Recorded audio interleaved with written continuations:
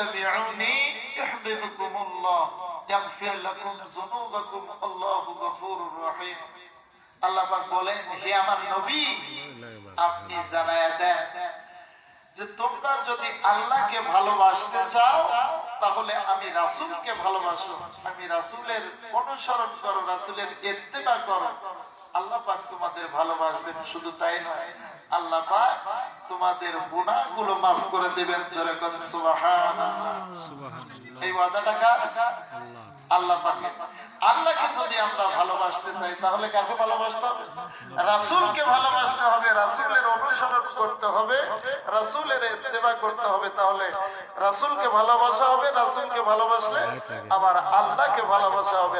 আল্লাহকে যদি ভালোবাসা যায় আল্লাহ পাক আমাদের সমস্ত গুনাহগুলো maaf করে দিবেন। জোরে কোন সুবহানাল্লাহ। নিশ্চয়ই আল্লাহ রহমান, আল্লাহ দয়ালু। রাসূল পাক সাল্লাল্লাহু আলাইহি ওয়াসাল্লামের আদর্শ উত্তম আদর্শ, রাসূল পাক সাল্লাল্লাহু আলাইহি ওয়াসাল্লামের চরিত্র উত্তম চরিত্র। লাকাদ কানা লাকুম ফি রাসূলিল্লাহি উসওয়াতুন হাসানাহ। সর্বোত্তম আদর্শ রাসূলের আদর্শ, সর্বোত্তম চরিত্র রাসূল পাক সাল্লাল্লাহু আলাইহি ওয়াসাল্লামের চরিত্র। জোরে কোন মারহাবা। সেই রাসূল পাক সাল্লাল্লাহু আলাইহি ওয়াসাল্লামের আদর্শে যদি আদর্শিতবান হওয়া যায়, রাসূল পাক সাল্লাল্লাহু আলাইহি ওয়াসাল্লামের চরিত্রে যদি চরিত্রবান হওয়া যায় তাহলে গোলামি হবে কার? জোরে কোন কার? তাহলে আল্লাহ পাকের গোলামি হবে, আল্লাহ পাকের সন্তুষ্টি অর্জন হবে। আর বিনিময় আল্লাহ পাক কোথায় দেবে? জোরে কোন কোথায় দিবেন? আল্লাহ পাক জান্নাতে দিবেন। রাসূল পাক সাল্লাল্লাহু আলাইহি ওয়াসাল্লামকে সাহাবায়ে কিরাম রাদিয়াল্লাহু তাআলা কত ভালোবাসতেন।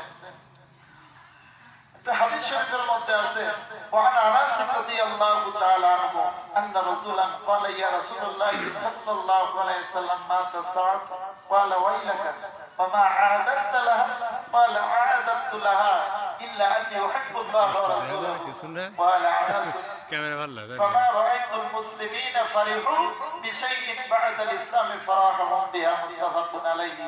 হযরত আনাস রাদিয়াল্লাহু তাআলা হইতে বর্ণিত, এক ব্যক্তি রাসূল পাক সাল্লাল্লাহু আলাইহি ওয়াসাল্লামকে বললেন, ইয়া রাসূলুল্লাহ সাল্লাল্লাহু আলাইহি ওয়াসাল্লাম, কিয়ামত কবে হবে?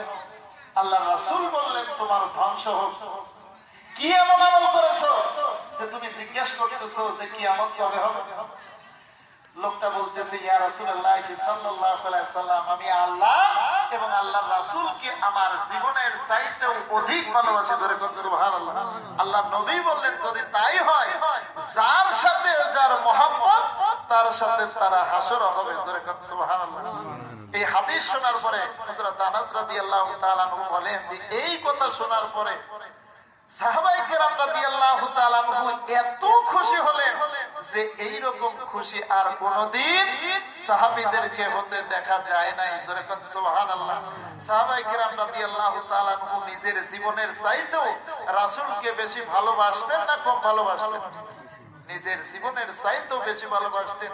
যে রাসূলকে যদি ভালোবাসা যায়, অবশ্যই রাসূলের সঙ্গে যদি মহব্বত থাকে, আল্লাহর রাসূল বলেছেন তার সাথে তারা হাসর হবে। আল্লাহর রাসূলকে সাহাবারা কম ভালোবাসতেন না বেশি ভালোবাসতেন? আর আল্লাহর রাসূল যেটা বলেন সেটা আল্লাহ পাক বলার সঙ্গে সঙ্গে কবুল করেন কি করেন না? আল্লাহ পাক কবুল করেন না। হযরত হানজালা রাদিয়াল্লাহু তাআলা নতুন বিয়ে করেছেন, স্ত্রীর সঙ্গে রাত্রিতে অবস্থান করেছেন, তার উপর গোসল ফরজ হয়ে গেছে। হযরত হানজালা রাদিয়াল্লাহু তাআলা গোসল করার জন্য গেলেন। যাওয়ার পরে মগের মধ্যে পানি নিয়েছেন, পানিটা মাথায় ঢালবেন। এমন সময় কে যেন বলে যাচ্ছে, ও তাআলা মুহাম্মদ সাল্লাল্লাহু আলাইহি ওয়াসাল্লাম।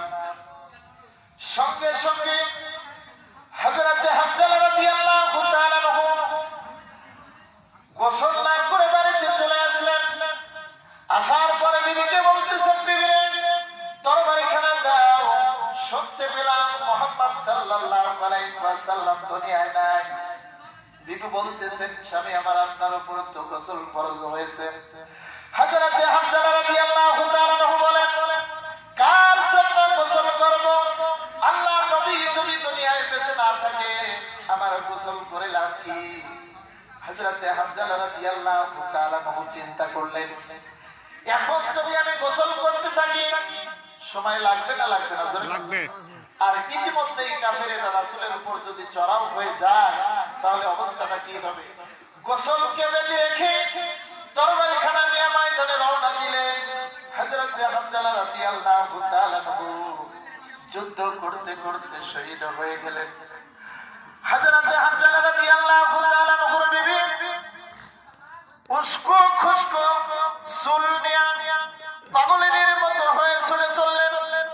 যাওয়ার পরে রাসূল পাক সাল্লাল্লাহু আলাইহি সাল্লামকে বলতেছেন, ইয়া রাসূলুল্লাহ সাল্লাল্লাহু আলাইহি ওয়াসাল্লাম, আপনার প্রিয় সাহাবী হযরত হামজা রাদিয়াল্লাহু তাআলা আপনাকে এত মহব্বত করে, আপনাকে এত ভালোবাসে, যখন শুনতে পেয়েছে মুহাম্মদ সাল্লাল্লাহু আলাইহি সাল্লাম দুনিয়ায় নাই, আপনার প্রেমে আপনার মহব্বতে পাগল হয়ে গোসল করা বাদ দিয়ে তরবারিখানা নিয়ে যুদ্ধের ময়দানে চলে এসেছে। ইয়া রাসূলুল্লাহ সাল্লাল্লাহু আলাইহি ওয়াসাল্লাম, আপনার সাহাবী যদি শহীদ হয়ে থাকে বিনা গোসলে তাকে আপনি দাফন করবেন না। কারণ যুদ্ধের ময়দানে গিয়ে যদি কেউ শহীদ হয়ে যায় তাকে বিনা গোসলে যেই কাপড় পরানো থাকে ওই কাপড় দিয়েই দাফন করা হয়। আর কিয়ামতের দিন আল্লাহ পাক ওই অবস্থায় তাদেরকে হাসরের ময়দানে উঠাবেন। সুবহানাল্লাহ।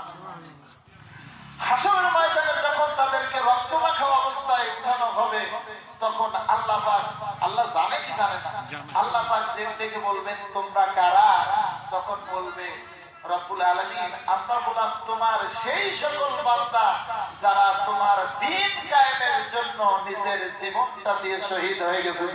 সুবহানাল্লাহ। এজন্য আল্লাহ রাসূল এজন্য বলা হয়েছে যে তোমরা শহীদদেরকে কখনো মৃত্যু বলো না, আল্লাহ পাক তাদেরকে বিশেষ কায়দায় জীবিকা দেন। সুবহানাল্লাহ। হযরত রাসূল পাক সাল্লাল্লাহু আলাইহি ওয়াসাল্লাম সাহাবীদেরকে বললেন, সাহাবারা তোমরা সন্ধান করে দেখো আমার প্রিয় সাহাবী হযরত হামজা রাদিয়াল্লাহু তাআলা নূর লাশ কোথায়। সাহাবায়ে কেরাম রাদিয়াল্লাহু তাআলা নূর সন্ধান করতে লাগলেন। সন্ধান করতে করতে দেখতে পেলেন হযরত হামজা রাদিয়াল্লাহু তাআলা নূর লাশ ধুলাবালি যুক্ত অবস্থায় জমিনের বুকে পড়ে রয়েছে। হযরত রাসূল পাক সাল্লাল্লাহু আলাইহি ওয়াসাল্লাম গেলেন, যাওয়ার পরে দেখতে পেলেন হযরত হামজা রাদিয়াল্লাহু তাআলা নূর মাথার চুল এবং দাড়ি মোবারক গুলো ভেবে দরদর করে পানিগুলো জমিনের উপর পড়তেছে। সুবহানাল্লাহ। আল্লাহ নবী আসমানের দিকে মুখ তুলে তাকালেন। আল্লাহ নবী দেখতে পেলেন আল্লাহ পাকের অসংখ্য রহমতের ফেরেশতারা জান্নাত থেকে হাউজে কাউসারের পানি এনে হযরত হামজা রাদিয়াল্লাহু তাআলা নবীকে গোসল করিয়েছেন। মারহাবা। আমার ভাইরা, হযরত সাহাবায়ে কিরাম রাদিয়াল্লাহু তাআলা রাসূল পাক সাল্লাল্লাহু আলাইহি সাল্লামকে এত মহব্বত করতে হযরত রাসূল পাক সাল্লাল্লাহু আলাইহি সাল্লাম যখন উহুদের ময়দানে চলে গেছেন, উহুদের ময়দানে যাওয়ার পরে যখন যুদ্ধ শুরু হয়ে গেছে হযরত রাসূল পাক সাল্লাল্লাহু আলাইহি সাল্লামের কাছে হযরত তালহা রাদিয়াল্লাহু তাআলা এবং মুহাজিরদের 12 জন ব্যতীত একজন নাই, সবাই ময়দানের মধ্যে ছড়িয়ে ছিটিয়ে চলে গেছে। এমন সময় কাফেররা আক্রমণ করতেছে। আল্লাহর নবী সাহাবীদেরকে উদ্দেশ্য করে বলতেছেন, আমার সাহাবারা, যেই ব্যক্তি ওই কাফিরদেরকে হটায় দিতে গিয়ে শহীদ হয়ে যাবে, আমি নবী মুহাম্মদ সাল্লাল্লাহু আলাইহি ওয়াসাল্লাম কথা দিলাম ওই ব্যক্তি জান্নাতে আমার সঙ্গী হয়ে যাবে। সুবহানাল্লাহ। এমন সময় হযরত তালহা রাদিয়াল্লাহু তাআলা ডাকতে বলতেছেন, ইয়া রাসূলুল্লাহ সাল্লাল্লাহু আলাইহি ওয়াসাল্লাম, আপনি অনুমতি দেন, সর্বপ্রথম আমি ওই কাফেরদেরকে হটায় দিয়ে আসবো। আল্লাহর নবী বললেন, তালহা তুমি থেমে যাও। এমন সময় মুহাজিরদের মধ্যে থেকে একজন বলতেছেন, ইয়া রাসূলুল্লাহ সাল্লাল্লাহু আলাইহি ওয়াসাল্লাম, আপনি অনুমতি দেন আমি যাব। আল্লাহর নবী বললেন, যাও। তিনি চলে গেলেন কাফিরদের সঙ্গে যুদ্ধ করতে করতে শহীদ হয়ে গেলেন। এরপরে আল্লাহ নবী আবার ঘোষণা করলেন, সাহাবারা, যে ব্যক্তি ওই কাফিরদেরকে হঠাৎ গিয়া শহীদ হয়ে যাবে, আমি নবী মুহাম্মদ সাল্লাল্লাহু আলাইহি সাল্লাম কথা দিলাম, ওই ব্যক্তি জান্নাতে আমার সঙ্গে হয়ে যাবে। এবার হযরত তালহা রাদিয়াল্লাহু তাআলা বলতেছেন, ইয়া রাসূলুল্লাহ সাল্লাল্লাহু আলাইহি ওয়াসাল্লাম, আপনি পারমিশন দেন, আমি যাব। হযরত তালহা রাদিয়াল্লাহু তাআলা কে বললেন, তালহা তুমি নেমে যাও। এরপরে মুহাজিরদের আরেকজন ব্যক্তি বলতেছেন, ইয়া রাসূলুল্লাহ সাল্লাল্লাহু আলাইহি ওয়াসাল্লাম, আপনি পারমিশন দেন, আমি যাব। আল্লাহ নবী পারমিশন দিলেন। যুদ্ধের ময়দানে যুদ্ধ করতে শুরু করলেন কাফিরদের সঙ্গে। যুদ্ধ করতে করতে তিনিও যখন শহীদ হয়ে গেলেন, আল্লাহ নবী আবার ঘোষণা করলেন, সাহাবারা, যেই ব্যক্তি কাফিরদের সঙ্গে যুদ্ধ করতে গিয়ে শহীদ হয়ে যাবে, আমি নবী মুহাম্মদ সাল্লাল্লাহু আলাইহি সাল্লাম কথা দিলাম, ওই ব্যক্তি জান্নাতে আমার সঙ্গে হয়ে যাবে। এবার হযরত তালহা রাদিয়াল্লাহু তাআলা বললেন, ইয়া রাসূলুল্লাহ সাল্লাল্লাহু আলাইহি ওয়াসাল্লাম, আপনি পারমিশন দেন, আমি যাব। এই রকম ভাবে এক এক করে যখন মুহাজিরদের 12 জন শহীদ হয়ে যায়, আল্লাহর নবী বলতেছেন, তালহা, এবার তোমার পালা, তুমি চলে যাও। হযরত তালহা রাদিয়াল্লাহু তাআলা ওই কাফিরদের সঙ্গে লড়াই করতে লাগলেন। এত রণকৌশল দিয়ে যুদ্ধ করতেছেন। ইতিমধ্যে রাসূল পাক সাল্লাল্লাহু আলাইহি সাল্লামের দন্দন মোবারক শহীদ হয়ে গেছে। আল্লাহর নবী অজ্ঞান হয়ে গেছে। হযরত তালহা রাদিয়াল্লাহু তাআলা রণকৌশল দিয়ে যুদ্ধ করে করে ওই কাফিরদেরকে একটু দূরে সরাইয়া দিলেন। এরপরে রাসূল পাক সাল্লাল্লাহু আলাইহি ওয়াসাল্লামকে কাঁধের উপর উঠায়া পাহাড়ের উপর নিয়ে গেলেন, সেখানে রেখে আবার চলে আসলেন। যুদ্ধ করতে করতে হযরত তালহা রাদিয়াল্লাহু তাআলা অজ্ঞান হয়ে জমিনের বুকে পড়ে গেছে। ইতিমধ্যে রাসূল পাক সাল্লাল্লাহু আলাইহি ওয়াসাল্লামের জ্ঞান ফিরে এসেছে। হযরত আবু বকর রাদিয়াল্লাহু তাআলা এবং সাদ বিন আবু ওয়াক্কাস রাদিয়াল্লাহু তাআলা আসলেন, আল্লাহর নবীর পাশে আসলেন। আল্লাহর নবীর যখন সেবা শুশ্রূষা করতে লাগলেন, আল্লাহর নবীর ইতিমধ্যে জ্ঞান ফিরে এসেছে। আল্লাহর নবী ডাক দিয়ে বলতেছেন, আবু বকর, আমি সুস্থ আছি, আমাকে রাখো, তোমার ভাই হযরত তালহা রাদিয়াল্লাহু তাআলা নূর সন্ধান করো। হযরত আবু বকর রাদিয়াল্লাহু তাআলা হযরত সাদ বিন আবু ওয়াক্কাস রাদিয়াল্লাহু তাআলা সন্ধান করতে লাগলেন। সন্ধান করতে করতে দেখেন হযরত তালহা রাদিয়াল্লাহু তাআলা জমিনের উপর অজ্ঞান হয়ে পড়ে রয়েছে। তার শরীর থেকে রক্তগুলো ফিনকি দিয়ে বের হচ্ছে। 70টার চাইতেও বেশি তীর বর্ষার আঘাত হযরত তালহা রাদিয়াল্লাহু তাআলা শরীরে লেগেছে। আল্লাহর নবী বলেন, যদি কেউ কোনো জীবিত মৃত সাহাবীকে দুনিয়ার বুকে ঘুরে বেড়ায় দেখে আনন্দ পেতে চায়, সে যেন হযরত তালহা রাদিয়াল্লাহু তাআলা নূর দিকে তাকায়। সুবহানাল্লাহ। আল্লাহর নবী বলেছেন, এরপরে যদি হযরত তালহা রাদিয়াল্লাহু তাআলা জ্বরে আক্রান্ত হয়েও মারা যায়, আল্লাহ পাক হযরত তালহা রাদিয়াল্লাহু তাআলা কে শহীদের মর্যাদা দান করবেন। জোরে বলেন সুবহানাল্লাহ। সুবহানাল্লাহ। হযরত সাহাবায়ে কেরাম রাদিয়াল্লাহু তাআলা রাসূল পাক সাল্লাল্লাহু আলাইহি ওয়াসাল্লামকে এত মহব্বত করতেন। একজন কালো কুৎসিত সাহাবী ছিল, তার এই কালো কুৎসিত নাম হওয়ার কারণে তাকে সাদ বিন আসওয়াদ বলা হতো। আসওয়াদ কালো, তার নাম ছিল সাদ। তার এত কালো চেহারা যে এই চেহারা দেখে কেউ তার সঙ্গে মেয়ে বিয়ে দিতে চায়, কিন্তু যুবক মানুষ, তার তো বিয়ের দরকার। যৌবন বয়স হয়ে গেলে বলেন তো, যৌবিক চাহিদা যদি থাকে, বিয়ের প্রয়োজন আছে না নাই? মেয়েদের প্রতি আকর্ষণ হয় কি হয় না?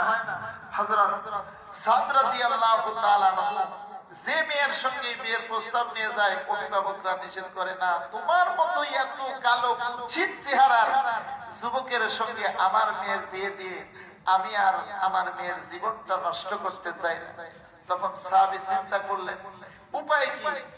একমাত্র উপায় হবে আমি যদি রাসূল পাক সাল্লাল্লাহু আলাইহি সাল্লামের কাছে যাই, আল্লাহর নবী নিশ্চয়ই একটা ব্যবস্থা করে দিবেন।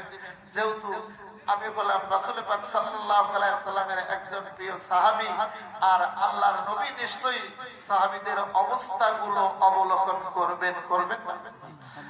হযরত সাদ রাদিয়াল্লাহু তাআলা রাসূল পাক সাল্লাল্লাহু আলাইহি ওয়াসাল্লামকে ডাক দিয়ে বলতেছেন, ইয়া রাসূলুল্লাহ সাল্লাল্লাহু আলাইহি ওয়াসাল্লাম, এই কালো হওয়াটা কি আমার দোষ নাকি আল্লাহ পাক আমাকে কালো বানিয়েছেন?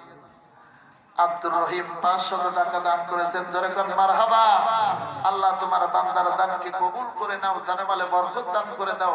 আল্লাহ তোমার বান্দা যেই উদ্দেশ্য নিয়ে দান করেছে, আল্লাহ তোমার বান্দার মনের নেক আশাকে পুরা করে দাও। পিতামাতা, দাদা দাদি, নানা নানি, আত্মীয় স্বজন যারা কবরস্থ আছে, আল্লাহ তাদের কবরের আযাবগুলো maaf করে দাও। সকলে জোরে কোন আমিন। হযরত সাদ রাদিয়াল্লাহু তাআলা রাসূল পাক সাল্লাল্লাহু আলাইহি ওয়াসাল্লামকে ডাক দিয়ে বলতেছেন, ইয়া রাসূলুল্লাহ সাল্লাল্লাহু আলাইহি ওয়াসাল্লাম, আমি কালো মানুষ, এই কালো হওয়াটা কি আমার দোষ?